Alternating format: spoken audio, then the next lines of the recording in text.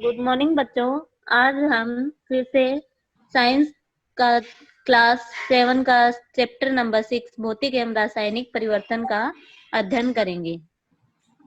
आप बिल्कुल कंसंट्रेट होके ध्यान से सुनना और पढ़ने की समझने की कोशिश करना। फिर आपका जो रिप्लाई आता है वो आप कमेंट में शेयर करना। अगर कोई कमी हमें लगती है तो उसको हम और उसमें इम्प्रूवमेंट करेंगे। अदरवाइज आप लाइक और शेयर करना ना भूलें। ये चैप्टर है परिवर्तन से संबंधित। परिवर्तन हमने देखे हैं कि बहुत अलग अलग तरीके के परिवर्तन हम अपने दैनिक जीवन में देखते रहते हैं। जैसे आपको अपनी मम्मी ने कहा आपको कि आओ बच्चों थोड़ा सा शिकंजी का पानी बनाना। शिकंजी मीन्स नींबू पानी। तो आपको चीनी का घोल बनाने के लिए बोलती है और वो आप बना लेते हैं, तो वो भी एक चेंज हुआ। अच्छा, आप देखते हैं कि दूध में मम्मी दही बना देती है। दूध से दही वो किस प्रकार बन पाता है? दूध में इस दही बनाने के लिए क्या करती है आपकी मम्मी? उसमें थोड़ा सा दूध के अंदर दही डाल देते हैं और दही बन जाता है। कुछ समय पश्चात तुरंत ही बनता है। वो भी एक परिवर्तन है। और कभी कभी आपने देखा है कि दूध में ही कुछ खट्टापन आ जाता है, वो भी एक परिवर्तन है। इससे आगे हम देखते हैं। और आपने कभी कभी देखा होगा रबर बैंड से आप खेलते हैं। रबर बैंड भी आप उसको चौड़ा करते हैं, खींचते हैं तो खींच जाता है, और जैसे ही आप उसको छोड़ देते हैं वो वापस अपनी पहले वाली सिचुएशन में आ जाता है। ये कुछ विभिन्न प्रकार के परिवर्तन हम अपने दैनिक जीवन में देखते हैं। बहुत व्यापक रूप से इन परिवर्तन को भौतिक और रासायनिक परिवर्तन हम कह सकते हैं। सबसे पहले हम भौतिक परिवर्तन के बारे में जानने का प्रयास करते हैं।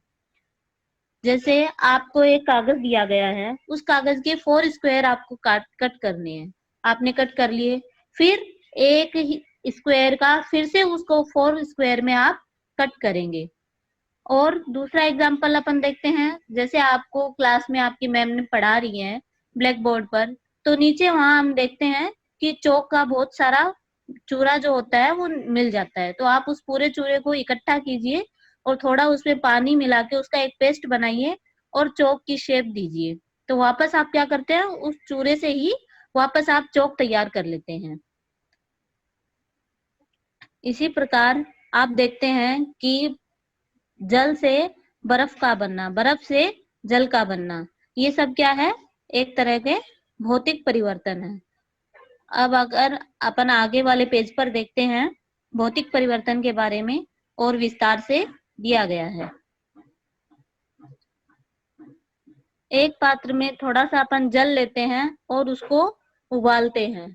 तो उबालते हैं तो क्या होता है? भाप निकलती है। और उस भाप को अगर आप एक भाप के ऊपर एक प्लेट लगा देते हैं तो उसके ऊपर आप प्लेट के ऊपर आपको जल की बूंदें दिखाई देती है। तो जल से भाप बना, भाप से वापस से जल बनने का परिवर्तन आपने देखा। तो ये सब क्या है? एक तरह का भौतिक परिवर्तन है। अब अपन भौतिक परिवर्तन को एक परिभाषा देना चाहें तो क्या दे सकते हैं कि वे सभी पदार्थ के आकार, आमाप, रंग, अवस्था जैसे गुण उसके भौतिक परिवर्तन कहलाते हैं। यह परिवर्तन जिसमें किसी पदार्थ में भौतिक गुणों में परिवर्तन हो जाता है, भौतिक परिवर्तन कहलाता है। ऐसे भौतिक परिवर्तन जो होते हैं उसमें कोई नया पदार्थ नहीं बनता है, और भौतिक परिवर्तन जो होता है वह उत्क्रमणीय होता है। अब उत्क्रमणीय शब्द आपके लिए एक नया शब्द है, जिसका मतलब क्या होता है कि उत्क्रमणीय ये है, हाँ, सामान्य तो उत्क्रमणीय होता है। जैसे आपने जल से बर्फ बनाई तो बर्फ बन गई। तो अब ऐसा थोड़ी है कि बर्फ से वापस जल नहीं बनेगा। आप बर्फ को वापस धूप में रख दीजिए थोड़ी देर के लिए, या बर्फ को किसी कटोरी के अंदर डालकर गैस पर अगर आप गर्म करेंगे तो उससे वापस आप जल प्राप्त कर लेते हैं। इसी प्रकार इन परिवर्तन को हम उत्क्रमणीय परिवर्तन कह सकते हैं। अब नेक्स्ट है रासायनिक परिवर्तन। लोहे में जंग लगना भी एक प्रकार का रासायनिक परिवर्तन है।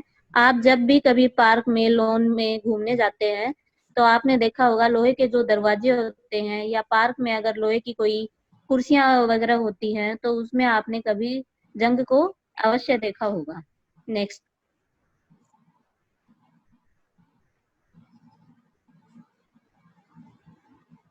घर में रखी आपने कुल्हाड़ी है, हथौड़ा है, या आपके लोहे के कोई खिलौने हैं, उन पर भी आपको जंग को अवश्य देखा होगा।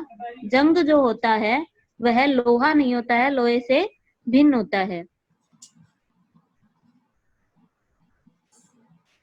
कुछ और भी अपन परिवर्तन देखते हैं, जैसे मैग्नीशियम का जलता हुआ फीता जो होता है, उसका आप एक टुकड़ा लीजिए, और आप ये काम करते हुए अकेले बिल्कुल नहीं रहना है। इस प्रकार के प्रयोगों में आपको अपने बड़ों के साथ, या क्लास में अगर आप कोई प्रयोग करते हैं तो अपनी टीचर के साथ करना चाहिए, अकेले कभी भी नहीं करना है।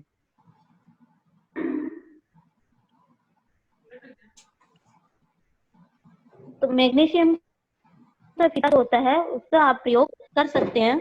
इसमें क्या, मोमबत्ती के लो के पास इसको आप लेके जाएंगे तो यह श्वेत प्रकाश के साथ जलने लगता है। ध्यान दे यहाँ, फिर यह जल जाएगा तो आपको एक भस्म प्रकार प्राप्त होगी। भस्म मीन्स जो लोहे का जो फीता है उसको जलाने के बाद उसकी राख जो मिलती है उसको हम भस्म बोलते हैं।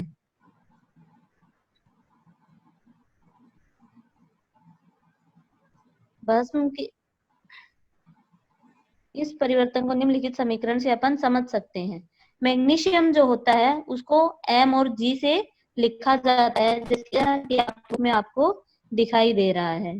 फिर उसमें ऑक्सीजन, हम जानते हैं कि कोई भी चीज जलने की क्रिया जो होती है ऑक्सीजन की उपस्थिति में ही हो पाती है। तो जैसे मैग्नीशियम ऑक्सीजन की उपस्थिति में जलना प्रारंभ करता है तो ये मैग्नीशियम ऑक्साइड बन जाता है। ओके,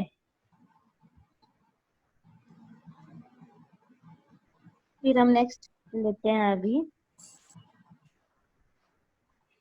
भस्म को जल में घोलने पर एक नया पदार्थ बनाती है। इस परिवर्तन को निम्नलिखित समीकरण के द्वारा भी देख सकते हैं। अब जो मैग्नीशियम का फीता हमने जलाया है उसके बनने से जो हमें भस्म प्राप्त हुई है उसको हम जल के अंदर घोल लेते हैं। जल के अंदर घोलने पर हमें एक नया पदार्थ मिलता है जिसको मैग्नीशियम हाइड्रोक्साइड बोला जाता है।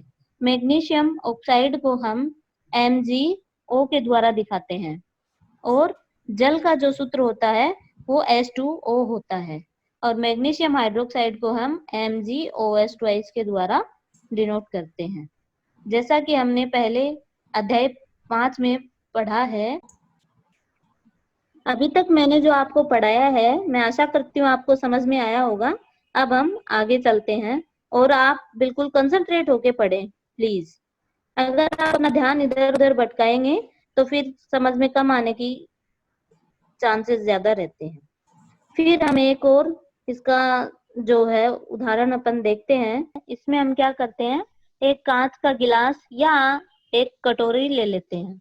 उसके अंदर आपको क्या करना है, कॉपर सल्फेट जो होता है, इसका जो साधारण नाम है नीलत होता है, कहा जाता है। तो ये जो कॉपर सल्फेट लीजिए, और इसमें थोड़ा सा आपको नील तनु सल्फ्यूरिक अम्ल की कुछ बूंदे डालनी है। पहले जो कॉपर सल्फेट लिया है आपने, उसका एक पानी मिलाकर एक विलयन बनाना है। फिर उसमें आपको तनु सल्फ्यूरिक अम्ल मिलाना है। थोड़ी देर आप देखेंगे कि इस जो विलयन का कलर जो है वो नीले रंग का आपको प्राप्त होता है। अब इस नीले रंग के विलयन में से थोड़ा सा विलयन आपको दूसरे जार के अंदर या परख नली के अंदर रख लेना है। ये वही विलयन है जो आपने कॉपर सल्फेट मिलाया है, जिसमें तनु सल्फ्यूरिक अम्ल मिलाया है। अब आपको इसमें एक प्रयोग करके देखना है। इसमें आपको या जो भी आपको अवेलेबल है, या तो लोहे की कील है या फिर ब्लेड है, उसको आप इसके अंदर डाल दीजिए। फिर आप आधे घंटे के बाद आपको देखना है कि इस जो विलयन का रंग नीले से कौन से रंग में परिवर्तन हो गया, हरे रंग में परिवर्तन हो गया है। और जो ब्लेड आपने व्हाइट कलर की इसमें डाली थी उस पर भूरे रंग की एक परत चढ़ी हुई आपको दिखाई देती है। ये जो परिवर्तन हुआ है ये एक रासायनिक परिवर्तन है। इस परिवर्तन को हम समीकरण के रूप में भी दिखा सकते हैं। तो कॉपर सल्फेट जो होता है उसको अपन दिखाते हैं CuSO4 के द्वारा, और उसके अंदर आपने थोड़ा क्या मिलाया है, सल्फ्यूरिक अम्ल। सल्फ्यूरिक अम्ल का जो फॉर्मूला होता है वो होता है H2SO4। और जो आपको ब्लेड के ऊपर भूरे रंग का जो परत चढ़ी हुई दिखाई देती है, वो परत जो होती है वो फेरस कॉपर सल्फेट की एक चम्मच सिरका लेते हैं अपन। ठीक है, ये आपको आसानी से कहीं भी दुकान में अपन जाते हैं वहां पर मिल सकता है हमें। और इसमें क्या करते हैं, चुटकी भर खाने का सोडा मिला लेते हैं। आपको एक बुदबुदाहट की ध्वनि सुनाई देगी और गैस के बुलबुले बाहर दिखाई देंगे। इस गैस को चित्र 6.5 में दिखाई गई व्यवस्था के अनुसार ताजे बने चूने के पानी में से गुजारते हैं। जैसा कि चित्र में दिखाया गया है, इसमें अपन ने पहले तो एक सिरका लिया है और सिरके के अंदर क्या डाला है आपने, मीठा खाने का सोडा बोलते हैं जिसे, वो हमने डाला है और इस तरह की हमने ये व्यवस्था की है। तो इस सिरके के अंदर जैसे ही खाने का सोडा अपन डालते हैं और सिरके के घोल में, तो इसमें से ये एक गैस जो होती है ये बनती हुई दिखाई अपन को दे रही है। इस गैस का नाम है कार्बन डाइऑक्साइड और अन्य भी कुछ पदार्थ बनते हैं। नेक्स्ट, कार्बन डाइऑक्साइड और चूने के पानी के बीच अभिक्रिया जो होती है वह निम्न प्रकार होती है। कार्बन डाइऑक्साइड को हम CO2 के द्वारा डिनोट करते हैं और चूने का जो पानी है उसको कैल्शियम हाइड्रोक्साइड के द्वारा दिखाते हैं। जब कार्बन डाइऑक्साइड और चूने के पानी को मिलाया जाता है तो ये कैल्शियम कार्बोनेट बनाता है और जल बना देता है।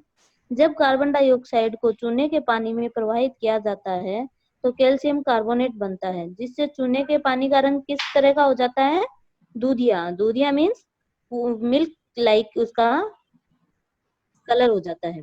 चूने के पानी का दूधिया हो जाना कार्बन डाइऑक्साइड का एक परीक्षण होता है। जब हमें किसी भी सॉल्यूशन में अगर कार्बन डाइऑक्साइड का टेस्ट करना है तो हम इस परीक्षण के द्वारा कार्बन डाइऑक्साइड का टेस्ट कर सकते हैं। ओके, अब हम नेक्स्ट एक अपना पीछे रह गया है, उसमें जो है नीला तोता का प्रयोग भी बताया गया है। उसमें हमने क्या किया है, एक जार लेते हैं और उस जार में नीला तोता जो होता है उसको कॉपर सल्फेट का विलयन भी बोलते हैं। ओके, उसके अंदर हम तो एक दोस्तों थैंक यू प्रयोग हमारे करके वीडियो पर देखते आने के हैं। लिए, और ये ऐसे इसमें वीडियोस पाने के लिए हमने हमारे चैनल को सब्सक्राइब कर कुछ दीजिए और नीचे मात्रा जाकर में बेल बटन दबा दीजिए जिससे आपको कॉपर सारी सल्फेट नहीं वीडियोस के है। नोटिफिकेशंस मिलते रहें।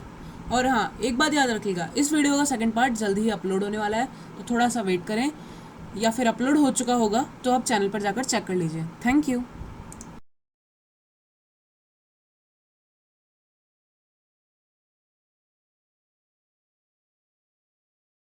स्टार्ट।